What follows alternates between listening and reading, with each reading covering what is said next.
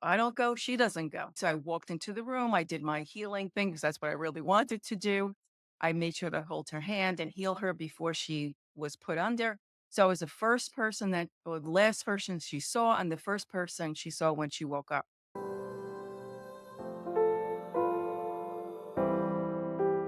Hello and welcome to Holistic Circle podcast. My name is Philipp Kobald. We are reaching out to people who are passionate about spreading light, love, and joy. And I'm happy to have here today from New York, Annette DeMattio. Hello, Annette. Hi, nice to meet you, Philip. Okay, this is our second take, so that's why we're all smiling. Technical difficulties, but Oh, it's okay. fun. So that's why we're laughing. Again, I would like to invite you to just in a couple of minutes make a small self introduction, and so people get to know you, and we get the ball rolling from there. Okay, thank you so much. Yes, I am a healer and a coach. And what I have found is that through my healing and my spiritual awakening journey, and that has happened through having and surviving cancer 6 times and then going into chronic pain. And what I've learned, like going through this whole process, was that conventional medicine was just not able, wasn't the answer for me. I know I needed to delve in deeper and to look at energy medicine and look at spiritual wisdom. And that's what happened. I started just delving into that process. As a result, I created the Real You healing process, which is a culmination of everything that I've learned over 20 or 30 years. That's like, I don't want to say, but and then I use that also to help people one on one and in programs, and also I'm putting it into an upcoming book in May. And it really does help people to transmute pain into purpose and life challenges into transformation.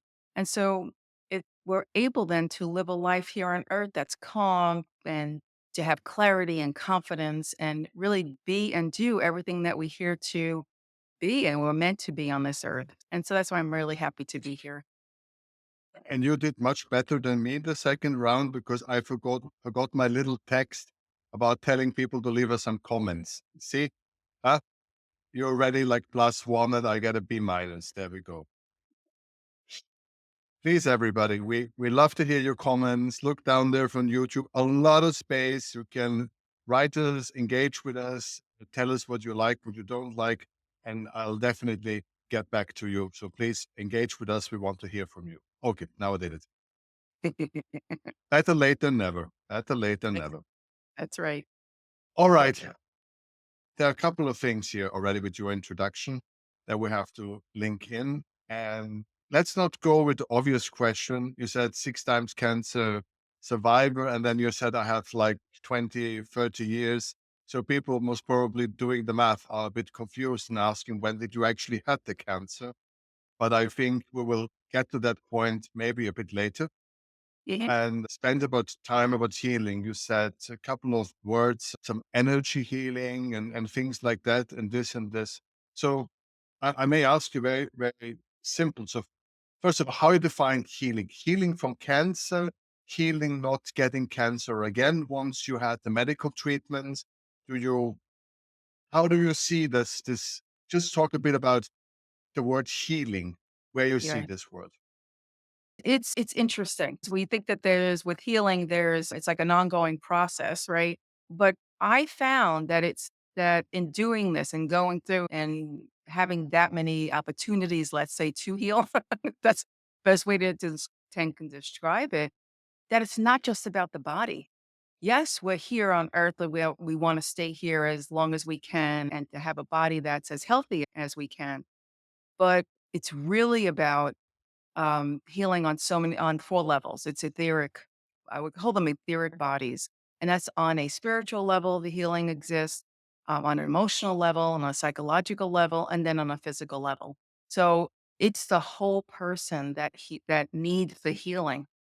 And if we start doing that, and it made it and doing the body for me personally, Philip, it was just searching out of course, I went into this with, I have to heal my body, right? But I realized there's so many layers of healing that has to happen in order for the body then to come in alignment. and to be whole. My motto is where energy flows, health grows. It's really important to keep that energy flowing within our bodies, and it takes all 4 bodies to do that. I have to be a bit annoying here because I think it's very important that people understand that. And to me, it's not as clear, I think, as it should be. So, first of all, do you think that your method, when you're sick, whatever the sickness is, you apply your method, would you heal from a physical sickness, or would you much rather think what I do is keeping a healthy person longer healthy, or being part in a holistic sense of a healing structure where there's a medical part of healing, there's my part of holistic can help it to make it better and more effective. So really, where you see it, I heal, I am part of a progress, or no, I see myself taking healthy people and keeping that energy. Can you maybe a little bit start there? Yeah. It's all, right? So Uh-huh. it's that's the way I look at it. It's all of that. What drove me to getting to start So, that so, process of healing. so sorry. So I have to ask. So in case I'm sick, right? And there's a concept of medication, right? So I will Right, take medicine and I get, but if you say that if you do this holistic approach or the esoteric healing approach, that you can really heal the body through self-healing. Is that what you basically are getting at? That body has the capacity to heal himself once right. it's tuned in? Once it's balanced. And so whenever there's an illness, it doesn't matter what the illness is, there's some type of imbalance that's in the body. And there's usually it's an energetic imbalance. And so what I consistently find, and this might put a framework around it, what I consistently find, people come to me. Sometimes they're not even asking for physical health at all. It's, oh, my business is not flowing properly. Oh, I have autoimmune. I don't really, they try to manage the symptoms. However, what's a consistent theme in each person is that there's always some type of traumatic event. And I say that not just one event and in multiple events that gets trapped energetically in our body. And it could be in any one of those 4 etheric bodies that that energy gets trapped.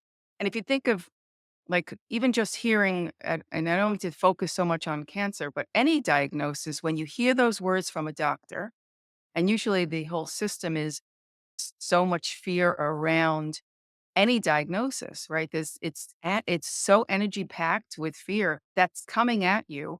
You're trying to process that, and so sometimes that goes right to wherever that lands in your body. Sometimes that shock still remains, and so we might be going through some of the healing modalities and going the process, and then find that's still lodged in your body someplace and it's causing neck pain or headaches or something that might come out that way. So it's But I have to ask you for clarity because I think it's very important that people get this right. So if somebody comes to you and has a cancer diagnosis, would you tell him to take the medical treatment as doctors describe, chemotherapy, whatnot, or would you say no? There is an alternative way, and I think it, would you go that far and say no? Do not follow the doctor's orders. To say no, heal your body, heal yourself, tap into the universe and whatever energies, and you get cured. okay. So that's loaded in that the person has to, there's a placebo effect and there's a nocebo effect. So the person has to truly believe. If they're not going to do and whatever they choose to do, they have to believe in that process. And if it not, it won't work. So there has to be some belief that if you choose to go traditional route, like I did, I chose to do the traditional route the second time around. I had cancer as a child. So when I got it back in my 30s, I didn't know. It was so fearful. And so I did what the standard, knowing something's not right. I just knew it was not, this is intuitively, I knew this wasn't the answer for me. I felt like I was getting sicker and sicker. And when it happened then the third time, on the second time, I started searching out, how do I build my body while I'm going through this? And I started looking into alternative medicine, supplements, Chinese Oriental teas, right? Oriental doctor, acupuncture. I just started going all the feelers out as to how to keep building my body while I'm doing this. Vitamin IVs of strong vitamin C. It was anything that I could to build while I was going through it. The third time, I said, I'm not doing traditional. I said, if it didn't cure the second time, I don't think that's the answer the third. And so that's why I just kept delving. So it really depends, Philip, on the But what would person. you, so, sorry, I understand what you say, but what would you say to a patient comes first time, what would your experience and not being through the program, first time person comes, had the cancer diagnosed, is supposed to go to chemo, what would you say to the person? Yeah, it would be really going through how they feel about it. And it really depends. I had a woman who was 83 and she was asking, what should I do? And at that point, you like looking at quality of life. At chemotherapy at 83 years old is nothing to sneeze at, right? So sometimes the question comes in what are my chances? What is the percentage if I do the chemo? What is the percentage if I choose not to? And then look at those percentages and you have to do this, it's not a clear cut answer to it. You really have to go in and ask very specific questions to doctors. And it's also your level of confidence. I wouldn't say do nothing. A lot of people choose the route of supplements and they're going externally searching for answers as to if I do this like I did, if I did the chemo and radiation, I searched out for that. Once I chose not to, I did another route. What dawned on me after the fourth and fifth and sixth times is that it's not externally searching for healing, it's coming that back into myself. Something is out of balance, and why is that? And so that's where the quest and the search came. So it's not an easy I would like I would never I don't I feel like I would disempower somebody to give a suggestion as to what they should or shouldn't do. That really needs to come from yourself as to what you really feel is going to your best odds in healing this. But turns out it's really healing yourself first on the body's last. It's on a spiritual and emotional level. I'm usually not so confrontive with my guests, but it's a That sensitive, it, yeah, it's, it's perfectly fine. it's a sensitive subject because I, right, I'm 40 years plus in the spiritual healing world and I understand you fully and completely. And I understand how hard it is to take charge and to do the self healing, to connect. And as you said, not searching for vitamin C and not searching for some gurus and all the stuff that desperate people, people in trauma, in cancer trauma, go out there because they're scared of their life and they grab on every straw. And I wonder, that is the wonder I have. You and me had years and years, right, of learning it, of doing it, and tapping into these energies. And my problem is, I wonder so much once you have the traumatic cancer diagnosis, you're in the panic, you fight for your life. Is Right. this the moment? Is this at all the realistic possibility to do the work in peace and harmony? So this is my problem with this, why I'm so pushing you, because I guess if it would be me, I would most likely tell people, follow doctor's orders, go for the process. We understand that we have numbers. And once you're out of it, then do the work and make your body prepare you for this not to ever happen again, or at least to squeeze it as long as you can. Uh, you know what I mean? I'm just Yes. wondering, in a moment of panic, can you do this very specific holistic work? That's my worry. Oh, no doubt. That's why most of the people that, I'll never say no to people who want to talk about. However, it's exactly right. It really depends. But me personally, doing what I came into it going, I need to heal myself. So that's why I started energy work. Like I started searching for energy work, right? There's a depth to the work that I do, in that we're going to the root cause of why you got cancer in the first place. If you're in survival mode, that whole process is not going to, you just won't have the tolerance to be able to do that unless you're going alternative. That's a different story because you're taking control and you're doing everything that you want to. I definitely agree wholeheartedly that it's very difficult when you're in this kind of panic mode to do and to make any type of decision. That I will say that my what I learned from this whole process is never to make decisions out of fear.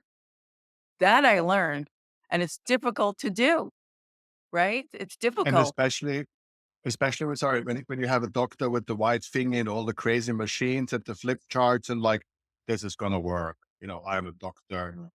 I'm God, you know? And people, as you said, if they can find trust, if they, whatever placebo or not, but we know that chemotherapy works we work, it's millions of times down the year. And Right. people have the clarity, they have a hospital, they pay a lot of money. So they have so much trust in the process. And it's part why it works. To put them in such a state, True. if they would come to a guru, right? If you would be a bad guy, a guru somewhere in India, and says, because I am in contact with the crystals from whatever, I heal you, that would be placebo. And that might also be a chance. Truth. But the work that you and me talk about, the real work, that's a soft thing. We cannot guarantee anything. We cannot give no clarity. They have to find the cause of all of that imbalance. They have to tune back the system. It takes time. It's messy. It's hard. It's indecisive. It's what I'm talking about. You're doing Oh it. yeah, I lived it. Right. Well, right. I mean, You're like, yeah. you know what I'm talking about. So this is the only reason why I'm very sensitive on that subject. But basically, I'm with you.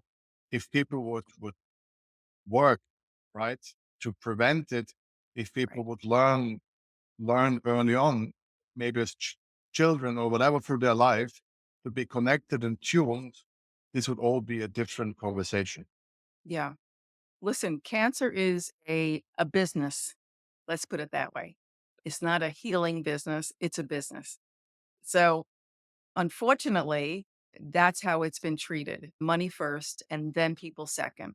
And I was shocked when I learned that. An alternative doctor I was very lucky to get in contact with by chance who taught me about the business of cancer, business of chemo, the business of radiation. I was left with in my 30s going, what choice if that's saying that it's aggressive and you're really stuck. There's no other, at that time, I couldn't find anything else. And so I Yes. had to go underneath and find like different ways. I went out of the country, but by the third time and did things that weren't approved in the States. And so why does it have to be that way is beyond me. But we know the answer because it's money. But I think I really do believe, Philip, that this is coming to light. The answer to finding the answer to cancer, if you want to say it that way, it's been there. It's not like this isn't like they're magically going to find it's been there. It's just been squashed for so many years. And I don't want, like, I love doctors. It's doctors are not they're trapped in this process as much as it's frustrating. They want to help. They take the oath to heal and do no harm, and then they're trapped in a system. And so this healthcare system needs to change to the benefit of people, to the benefit of really helping people to heal, not what we have. So yeah, And especially, I had a wonderful podcast with a person from New York, so close to you. And he yeah, talked so much about how people, after they finish the program with chemo, whatever, they're basically like kicked out of the street. Here's a money and, ciao. right. There's nothing else. There's, as you said, no psychological element, no drama treatment, no nothing. It's just, okay, got the chemo. Okay, you're good now. Blood's fine. Here's a money. Off you go. Right.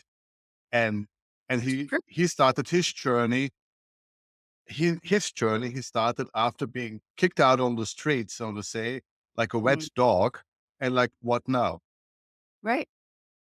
and that loneliness, that emptiness, that like, what's next? Waiting this to come again, and waiting, as you said, waiting this will happen again, and maybe again, and maybe again, yes, no, and until I die. So that's when he started his journey, and I think this is when you started your journey in a certain sense, and that's and that's maybe a conversation that needs to be pushed and needs to be stronger, because I think people should have the right, after any kind of chemotherapy, they need holistic treatment, psychological, other treatments, to have a human element also being treated.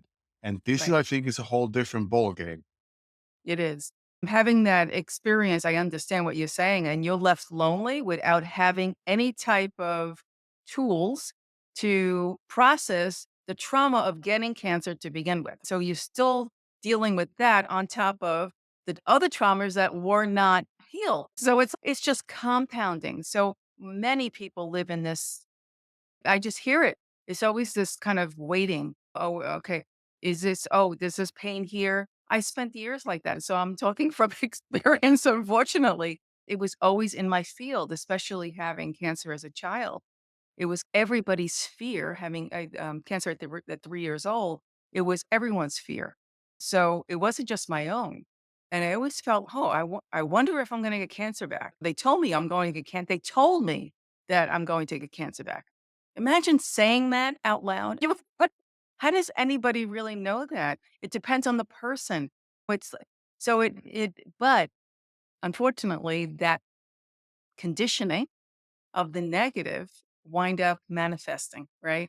So it's so important to really watch what we say, watch as healers, right? What we say to people. We're not God. We don't know what's going to happen, right? It's up to the person. It's their free will. It's what their higher self has in store for them and why they're here.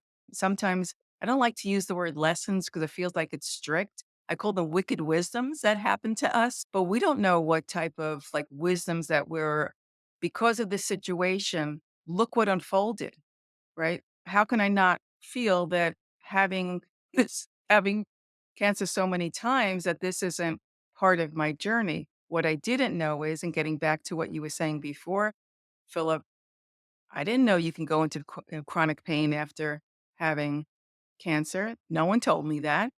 I only found out going to a pain doctor, and this was 20 years ago when they were writing scripts like there was no tomorrow for OxyContin and all. And I walked into the office, and people, I'm sorry, I can see and feel energy. And I said, if I would looked at the people, and they were just slumped over, so defeated, so helpless. And I said, if I take that medication, I'm going to wind up just like that. And I was a single mom with 2 little kids, and so 5 scripts, literally 5 scripts in my hand. I'm like, I can't do it that way. Of course, it was terrible, but it also forced me to look elsewhere as to how do I resolve this? What is this pain? Why is it here? Because I didn't care that the doctor said that Yale University did a study and 60% of the people wind up in, chronic pain after cancer. Why isn't it, and it's not as much the cancer as much as the treatment. Yeah, sure. So why isn't that told before they give you all the stuff? It should be part of the conversation that this is what might happen. And so this way you can really make a wise choice for yourself. I would like to talk more on this subject, but you brought up something that's also super important. And let's give it a couple of minutes, if you will. Because you said, of course, now the cat is out of the bag, that you had cancer already as a young child. I have a new theory that has been happening in a couple of conversations I had recently. As a child, you basically not get just sick as a child, the whole family gets sick, right? Yeah. Truth. And it even continues, right? But what happens to one of us, I more and more come to understand with so many conversations I have, that family is almost like an organism. It's like a medusa with so many arms, and it's one organism. If one of them hurts, everybody hurts. Yes. Would you tell us a little bit how it is, or what you can say about being a small child being sick and how does this affect the family and the people around you?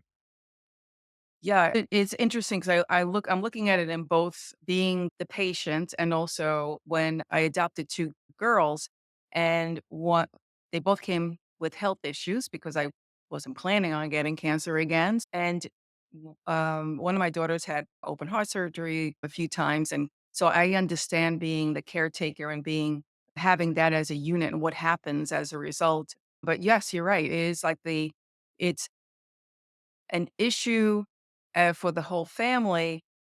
I know I was treated differently because of it, and it and I know my sister you wonder, like, how my sisters felt about that, but I think my family gave me a little bit more on the outskirts, not my parents, but the uncles and the aunts, and it's almost as if and I don't blame them for this, it's almost as if they're so glad to see me because of what could have happened. But that's the difference that I felt. I felt like something was odd and something was off, but I couldn't figure out. Now I look back and I can see it was because of having cancer, but I was so small, I was 3, but I was also watched until I was 16. So it didn't go away. I always had to go back a couple of times a year.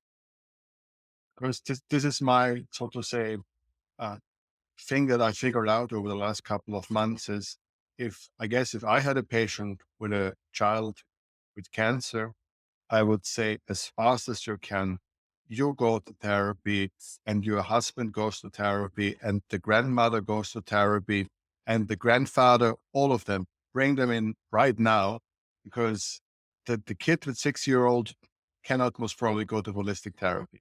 But Right. all of you experiencing trauma right now, and you can do a ton positive healing and you can do a ton of enforcing. What would you say on that? Oh, I have a full body chills when you're talking, Philip, because it's that infusing. Like when I got I had a tumultuous kind of relationship with my dad when my parents got divorced, and because he checked out and wasn't available, but he came back when I got diagnosed, and he was the only one. Yeah, everybody else fell around me. He was the only one who kept infusing. You were strong as a kid. You can do this. You have it inside of you. You did it once, you could do it again. That's the kind of strength and support that you need and to give your child when something like that happens. They feel fear. You may not speak it, but they're feeling it. So whenever you're talking about it, when you're dealing with them or taking them to the doctor, they're watching you. They watch every move. They're feeling what's happening. And so I made sure when my daughter going to all the surgeries and so on, I tried so hard to keep my emotions checked and to be part of it with her, making it fun, making it happy. My mother did that with me, like when I had to go back to going to the back for not for treatment, but for for checkups. And the checkups were very invasive and and it was a teaching hospital, so they all stood around me while I was nude and checking, and she made sure to be there and to keep me, like, engaged that, like, it's okay. For my daughter, I made sure I hopped on that bed. I'm like, "We're one here." And so everything that I did, it was, "We together are going through this. We're going through this surgery together." The doctor but got so upset with me, the surgeon, because I got to the operating room. He said, "Okay, mom, see you. Goodbye. Say goodbye." And I'm like, if I don't go, she doesn't go. So I walked into the room. I did my healing thing because that's what I really wanted to do. I made sure to hold her hand and heal her before she was put under. So I was the first person or the last person she saw, and the first person she saw when she woke up. Because I pushed all the doctors out of the way. I'm like, "Rachel, wake up!" Yeah, like so. I just wanted to for her to have that comfort and knowing and support that my parents weren't allowed to stay in the hospital with me. I was by myself. So I know how that feels. And so to your point about having that support system energetically is really important. Right. And that really give us some ideas about not only energetically, what spiritually in terms of healing. What could parents do? If I would now be a parent and I would come to you, What techniques can I learn? How do I tune in to meditate, to chant? Well, what would you tell people? What would you, which techniques would you use, and which techniques would you teach such a Yeah. parent to be energetically part of the healing? If I look at it on a psychological level, let's say, if I put my coaching hat on, and the spiritual hat on, and I looking at this little being came to you, right, with this issue, not just for themselves, but also for healing for your whole family. And that's really true because it's bringing out in you your fears in order to heal yourself. And so it's reframing in the coaching terms, right? Reframing the whole experience as not something that's happening to you and it's happening for you, but it's happening through you. So, how do you then embody some of the ways to get your nervous system so calm that you're able then to be present? And so, I like using hands on healing techniques that I teach to be able to do that. But there are other techniques that even just meditation for 5 minutes, even to ground yourself. And that's really what I did, especially I don't know why this picture is coming to because we talked about the surgery, but my daughter's surgery was supposed to be 4 hours, and it turned out to be 8 hours. 8 hours of her under anesthesia and us waiting.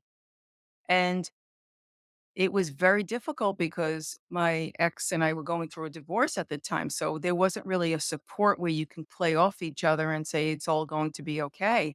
So, it is I was just listening to meditation music, bringing in doing what I know best and bringing the light into my body and grounding it. So just to keep my nervous system calm and then keep healing. I was sending out healing energy to the whole surgical team, to the room, and that was my way of gaining control or at least making an impact and prayers to make that difference. Having that intention that this is all going to be fine, right? It's like trying to put that out.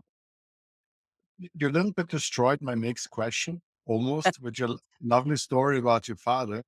But I think you and me would agree that most of this work is done by mothers or women, right?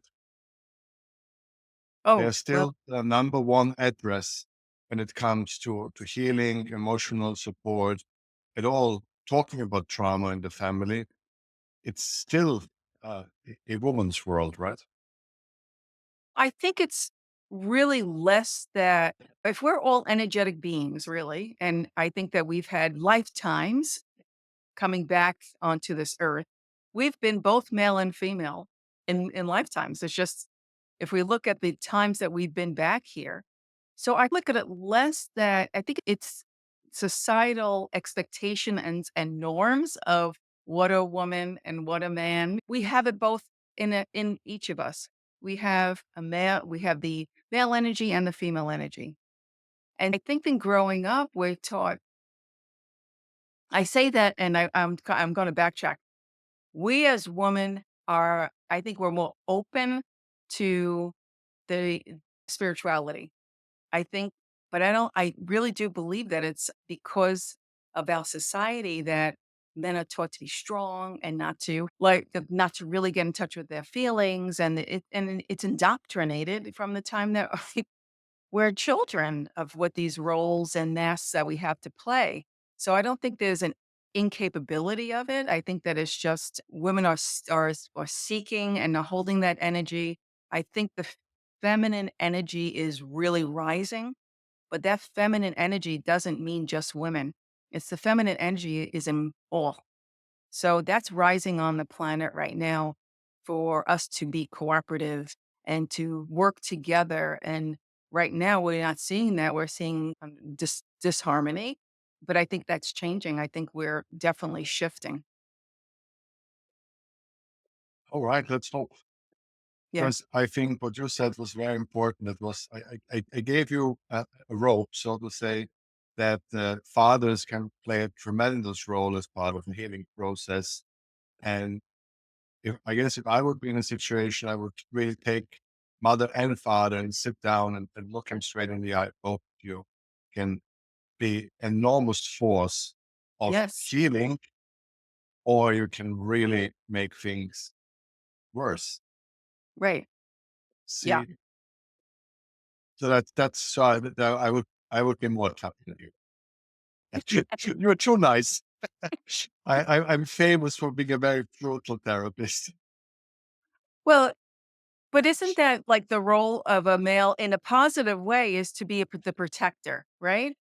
And that's No, really what right? So that's really what it is. I just have this more gentler approach, but we're coming at the same end result that we want. I feel a big part of healing is being not careful with language, not careful with words, and also allocating words where they don't belong, right?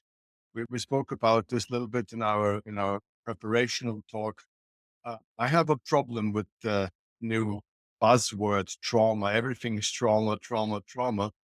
I Right. have quite a big issue with it because I think some things are trauma and some things are just, bad day. And we have to, I guess, if we want to be part of healing, be very careful with words. So maybe if you feel like to jump into that, if that's something you want to jump in and a little bit say your opinion about words and healing. Yeah. I think what's good about that on one end is that we understand there's a commonality of saying when somebody says trauma, we understand, oh, okay, so looking at an event that happened and how it affected our body and affected our nervous system. And but there are levels. Not every one trauma is the same in terms of what has happened and also how we react to it. So those are two different things that it's so I understand it on a level that it is thrown around a lot. Um, and then all of a sudden we have so many trauma experts in this world that I just never seen so much in my entire life. And you go, oh, okay. But it has had such an emergence. And I look at it and go, okay, I wish I had that help. I wish there was somebody who actually pinpointed that chronic traumatic PTS. Now it's just PTS and not PTSD. But I wish I would have known about this. So when I was in therapy for 20 years, that wasn't mentioned one time.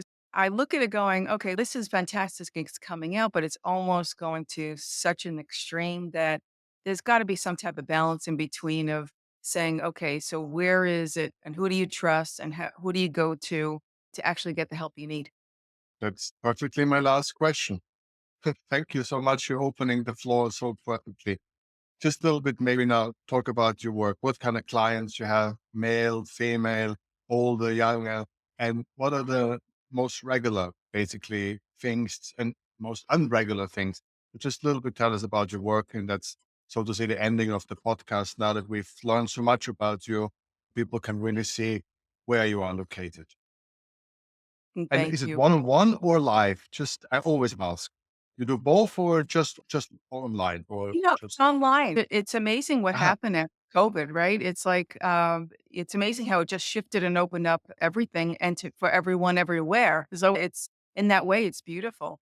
Um, so mostly people who come are women. Doesn't mean that there aren't men. And usually the ages of like 30 to 60, I would say is the bulk. I think they're coming with a lot of anxiety. Recently, I had people with autoimmune. There seems to be a lot of rise in autoimmune diseases, unfortunately, that are like strange that we never seen before. And I think COVID in and of itself, since I mentioned it, I've always felt that it was an epidemic of fear more than anything else because we lived in such a stressful time.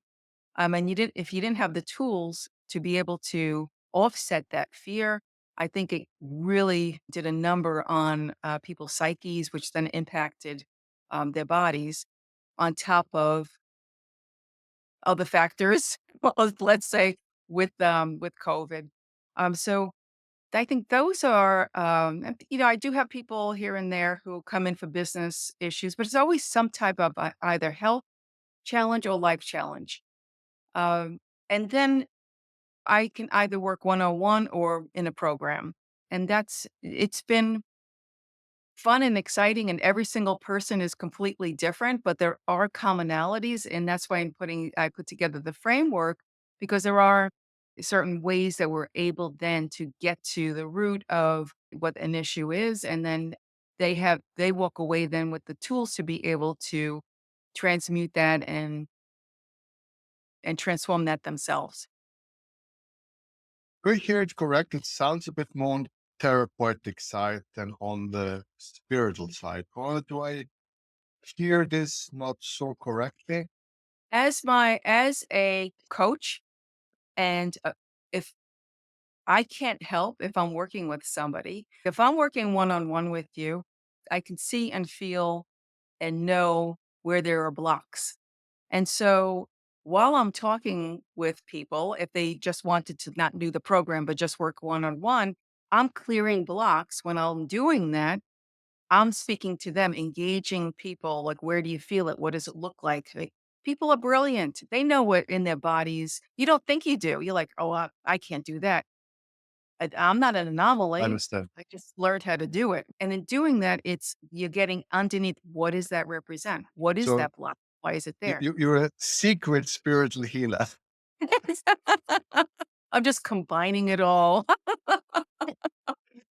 It's a plus, it's an extra plus. Thank you so very much. Thank you. I Thank really you. appreciate And people, all the links you find down here, if you want to get in contact, if you want to use this wonderful service, if you're in it. New York, all around the world, online, all the information down here.